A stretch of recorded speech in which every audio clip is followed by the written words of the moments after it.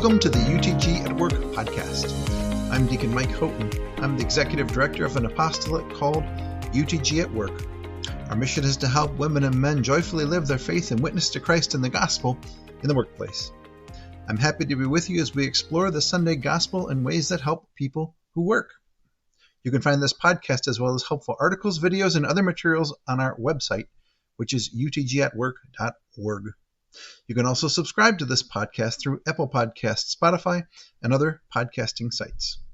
This weekend we celebrate the fourth Sunday of Easter, and our gospel is a reading from the Holy Gospel according to John. Glory to you, O Lord. Jesus said, I am the good shepherd. A good shepherd lays down his life for the sheep. A hired man who is not a shepherd and whose sheep are not his own sees a wolf coming and leaves the sheep and runs away. And the wolf catches and scatters them. This is because he works for pay and has no concern for the sheep. I am the good shepherd, and I know mine, and mine know me, just as the Father knows me, and I know the Father. And I will lay down my life for the sheep. I have other sheep that do not belong to this fold. They also I must lead, and they will hear my voice, and there will be one flock, one shepherd.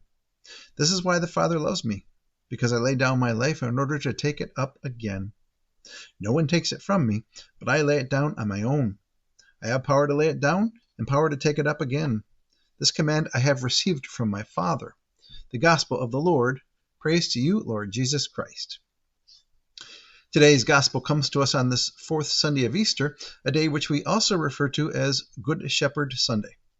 It's probably fairly obvious that we call it Good Shepherd Sunday because of the fact that Jesus tells us point blank that he's the Good Shepherd.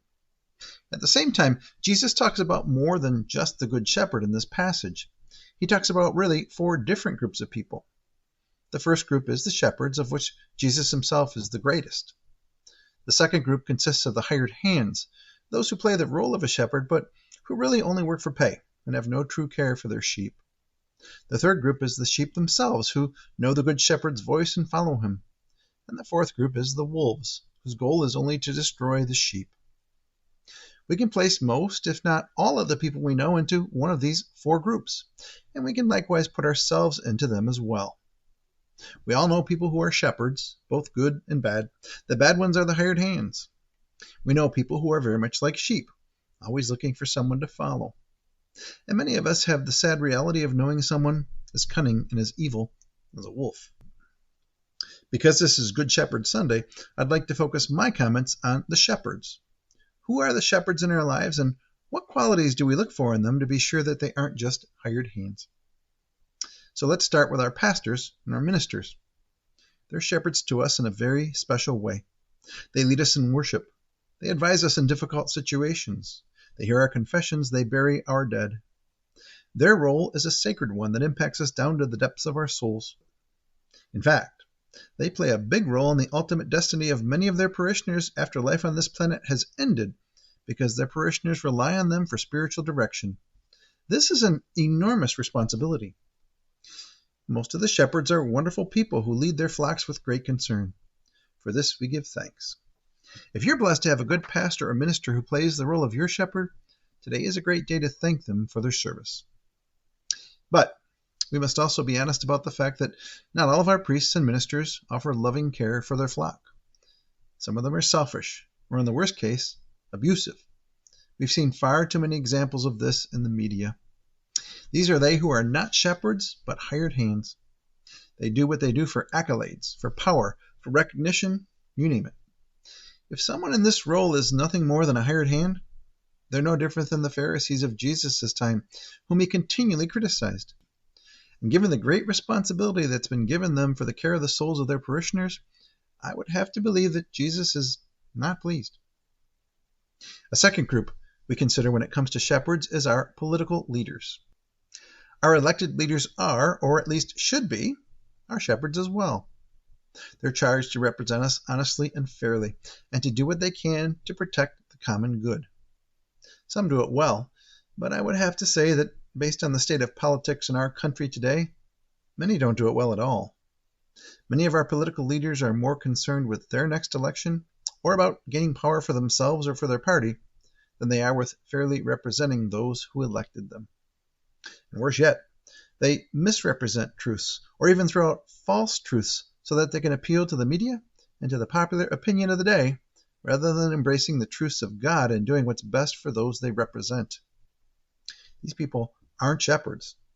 They are at best the hired hands that Jesus speaks about in today's gospel, but in some cases, they may even be the wolves. This is rather sad because these people play a big role in setting the tone for society at large. If they would embrace the good and the right, we would have a chance of moving our country forward in a way that seeks the common good, but this is, sadly, not often the case. Another group of people who are, or at least should be, our shepherds are our leaders and our supervisors in the places where we work.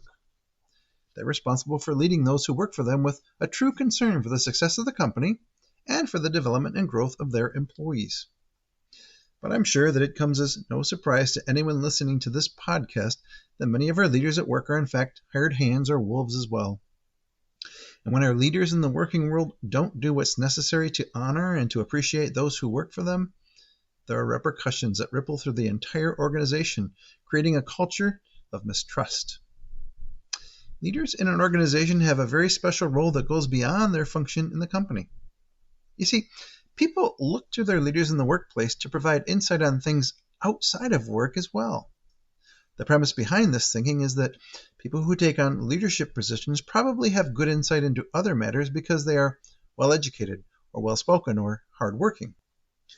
From a purely secular perspective, leaders in the workplace need to care about their people enough to help them move forward in their careers, to help them complete difficult projects, to align whatever resources they have at their disposal so that the work is evenly distributed, and so on. But for those leaders who are Christians and people of faith, the requirements of them in the workplace go much deeper. They need to be concerned with the eternal salvation of those who work for them as well.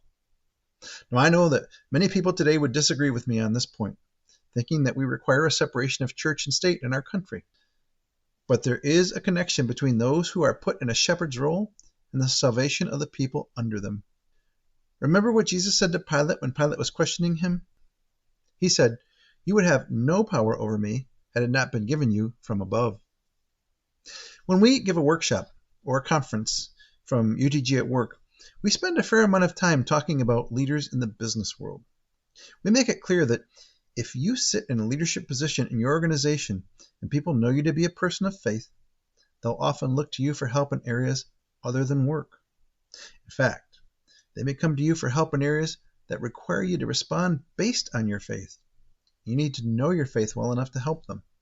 And so, we encourage people of faith who are leaders in the workplace to embrace what we call Christian leadership attributes. These include things like having a strong prayer life, knowing the tenets of the faith, embracing servant leadership, understanding at least at a high level the social teachings of the church, and other things as well. To put it simply, leaders of any type have a much greater obligation to be good shepherds. When they aren't, great harm can be done. Now, I assume that there are a lot of people who would nod their heads at what they've heard so far and maybe even snicker as they think about the people who are currently leading them in the political and work arenas. And trust me when I say that I could join right in on that sentiment based on my own experiences. But there's something more to consider, and that's the role of mothers and fathers as shepherds of their families. In his apostolic exhortation, Familiaris Consortio, Pope John Paul II quoted from the Second Vatican Council when he called the family the first and vital cell of society. When the family breaks down, society goes with it. Those of us who are blessed to be parents carry the sacred responsibility of doing our best to shepherd our family to a life of faith. We're surrounded by wolves trying to get to our children. They are the wolves of social media, drugs, bullying, gender ideology, and the list goes on. These terrible influences are always on the lookout for a way to break into your child's mind and corrupt them.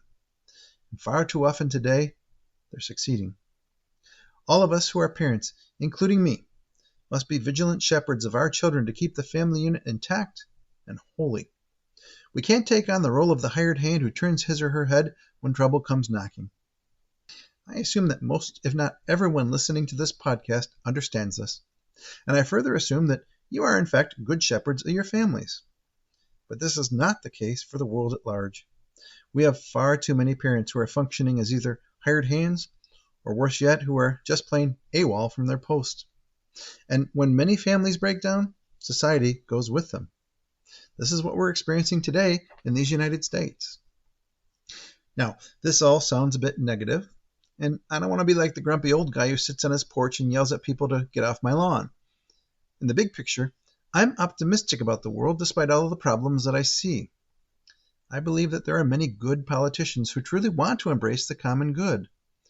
I've worked for many exceptional leaders who had true concern for me. And I know countless parents who are unquestionably living their faith and teaching their children to embrace it as well. For these things, I give thanks. But my job is to preach about the gospel, and I try to do it faithfully. In today's gospel, Jesus was clearly unhappy with many of the shepherds of his time, and he was making it clear that people should look to him for leadership instead, because he's not just a shepherd, but rather he's the good shepherd. There are times when our leaders in one situation or another are simply hired hands, and we can't afford to be naive about what motivates them. There are times when our leaders in one situation or another aren't even the hired hands, but they are actually the wolves. This isn't common, but clearly there have been political and business leaders who have been driven by evil intent. When this is the case, not only can we not be naive about what motivates them, but we need to be actively looking for ways to get away from them, or to have them exposed for who they really are so that they can be dealt with. On this Good Shepherd Sunday, we who are disciples of the Lord are called to follow the true shepherds in our lives with great joy, most especially the Good Shepherd, who is Jesus Christ. Those who are hired hands and wolves will always be with us until Jesus comes again, but we can't allow ourselves to trust or to follow them. As Jesus said when he sent his disciples out on mission, I'm sending you like sheep in the midst of wolves, so be shrewd as serpents and simple as doves. We do well to heed his advice and to be careful about the people in our lives who are supposed to be shepherds, but are actually hired hands or even wolves. Thanks for joining me for this week's UTG at Work podcast. I look forward to meeting again next week. In the meantime, I encourage you to boldly live your faith in the workplace in the week ahead. I'll pray for your success, and I ask that you pray for the success of this UTG at Work apostolate. If you want to learn more about us, please visit utgatwork.org. Now go in peace, glorifying the Lord by your life.